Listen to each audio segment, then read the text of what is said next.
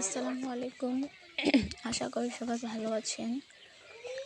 আলহামদুলিল্লাহ, আমার খামারে যে নতুন পাখিগুলো উঠিয়েছি এগুলোর বয়স আজকে 13 দিন। আমি 10 দিনের সময় নিয়ে এসেছিলাম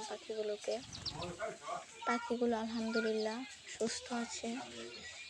এবং কি আমি রাত্রেবেলা যেহেতু ওয়েদার ঠান্ডা থাকে, বৃষ্টি পড়ে, তাই আমি একটি 100 ওয়াটের বাল্ব ঝুলিয়ে দিয়েছি। তারপরে 3টা পানির পাত্র দিয়েছি এবং 2টা খাবারের পাত্র দিয়েছি, যাতে তারা খাবারের পাত্রে খাবার খাওয়াটা শিখে।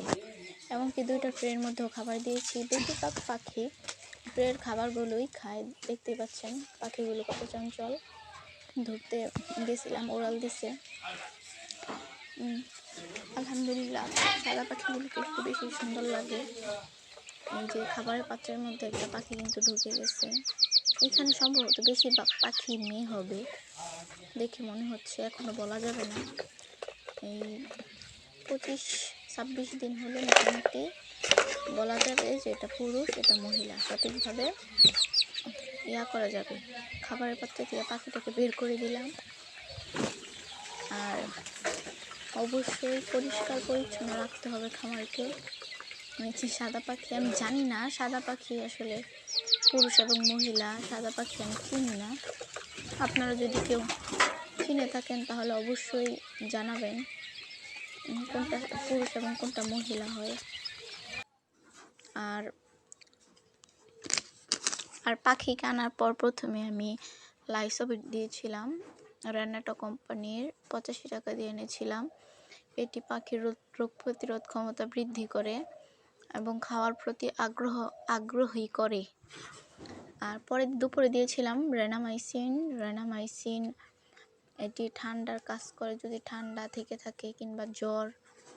তারপর রাতে দিয়েছিলাম ডক্সিভেট দিয়েছিলাম রাতে 1 গ্রাম 1 লিটার পানিতে। এটি একটি অ্যান্টিবায়োটিক, ঠান্ডার অ্যান্টিবায়োটিক।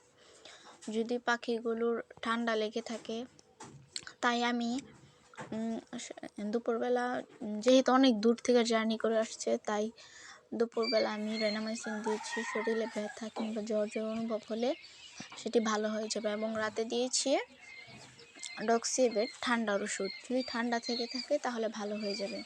লাইসোভিট দিয়েছিলাম 1 লিটার পানিতে 1 গ্রাম। রেনামাইসিন দিয়েছিলাম 3 লিটার পানিতে 1টি ট্যাবলেট। আর ডক্সিভেট দিয়েছি 1 গ্রাম 1 লিটার পানিতে।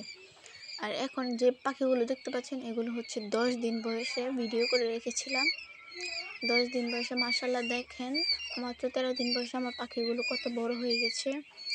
আমার খামারের জন্য সবাই দোয়া করবেন।